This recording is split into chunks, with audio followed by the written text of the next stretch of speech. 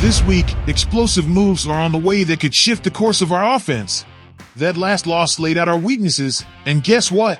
Big names are hitting the market. A change at the wide receiver spot might be just what we need to tighten up as we head into the season's final stretch. But that's not all. The locker room rivalries are heating up. Can you imagine what went down after the last Alabama versus LSU showdown? Our quarterback was the target of an epic prank that lit up the locker room. And let me tell you, tensions are as high as the playoff race we're in. Don't go anywhere because this story will show you our players like you've never seen before. And, to top it off, what really happened on that last play that cost us the game against the Steelers? We've got an in-depth look revealing the breakdowns on both offense and defense. How can we expect to win if we're dropping crucial passes, failing on fourth downs, and losing focus at the critical moment? I'm telling you this, if the Commanders really want to stay in the playoff race, they need to seriously step up their game.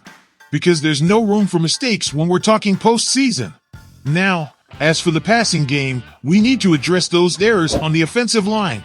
Jaden Daniels did his part, but what's going on with the receivers?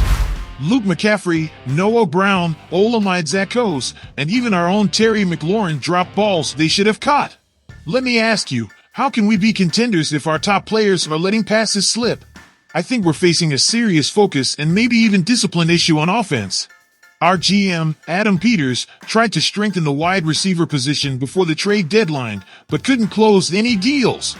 That leaves us with few options, scouring free agents or checking out other teams' practice squads. So I'm asking you all, do we need someone who can bring stability to our offense in those key moments? One name that's come up is Andre Baxelia. This guy knows Cliff Kingsbury's system, our offensive coordinator. He spent time with him at the Cardinals, and though his NFL experience is limited, he has the approval of someone who knows how to run aggressive offenses.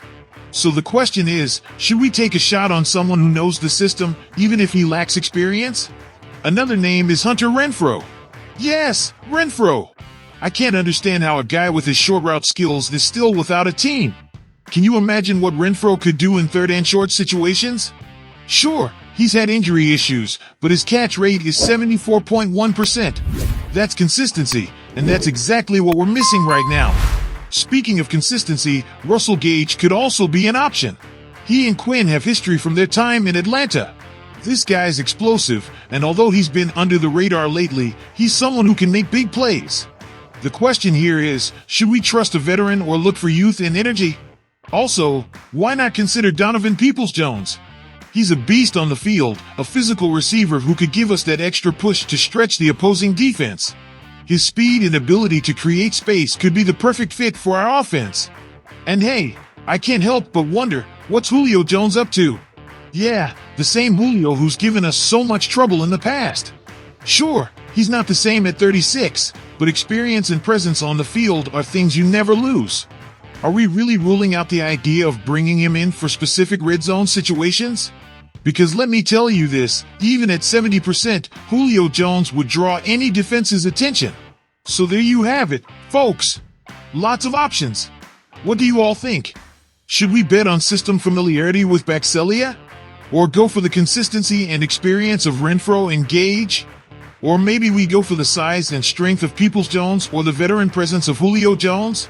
Fedarian Mathis, an Alabama Warrior, decided to troll his teammate, Jaden Daniels, after Alabama handed LSU a beatdown on Saturday. How did he do it? By decorating Daniels' locker with Alabama gear, right after the Crimson Tide crushed the Tigers 42-13. This is personal. Now, let me ask you, what hurts Jaden Daniels more? The brutal loss by LSU, or the fact that the Commanders lost to the Steelers by just 1 point, 28-27?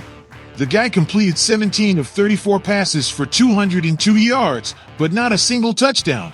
I'm telling you this, when you're a young quarterback in this league, especially one with so much hype and expectations, every game counts, every play matters.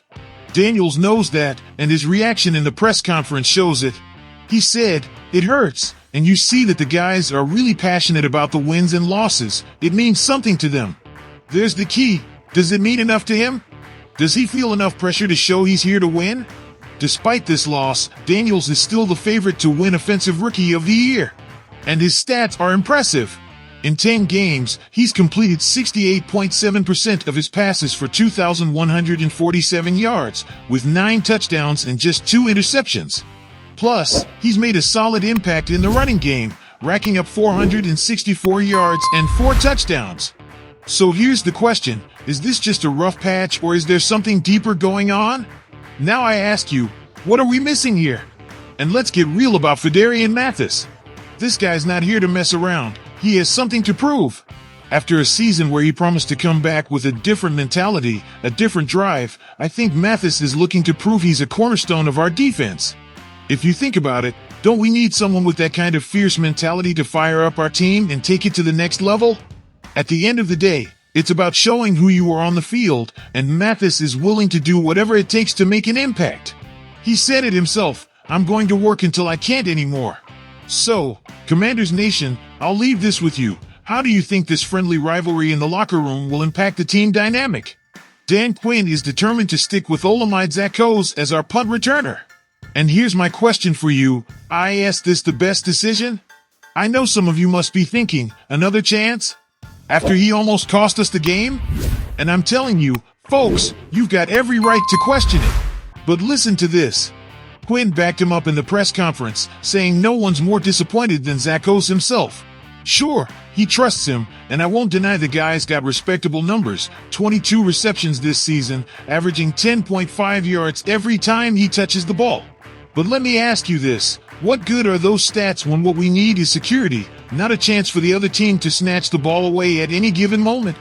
I mean, we're talking inches, seconds here. We can't afford stupid mistakes like that. That's where I say Quinn is taking a big risk. But don't get me wrong, I get Quinn's stance. Jamison Crowder, who was our punt returner last year, is out with a calf injury. If Quinn elevates him from the reserve, he'd have to free up a spot on the roster.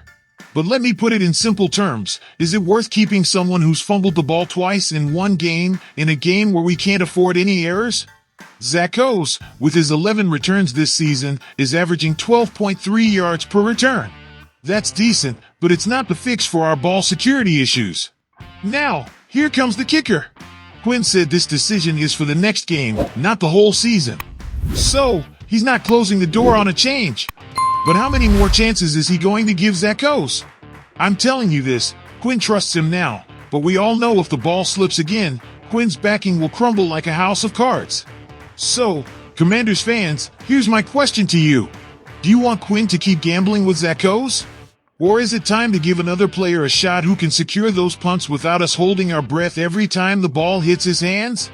What's the word, Commanders Nation? Should we roll with the familiarity of Baxelli in the system, or go for the consistency and experience of Renfro and Gage? Or maybe we should lean towards the size and power of Peoples-Jones, or the veteran leadership of Julio Jones? We want to hear your thoughts in the comments. Now, here's something to chew on. How do you think this healthy competition in the locker room will impact the team's chemistry? Will it be a boost to on-field performance, or will it bring some challenges? Drop your thoughts below. Finally, my fellow Commanders fans, the ball's in your court. Do you think Quinn should keep gambling on Zakos for punts, or is it time to give someone else a shot who can secure those balls without having us on the edge of our seats? Let us know what you think. Don't forget to be a part of this family we've got here on the channel. Subscribe and join this passionate community of fans. And remember, hail to the Redskins!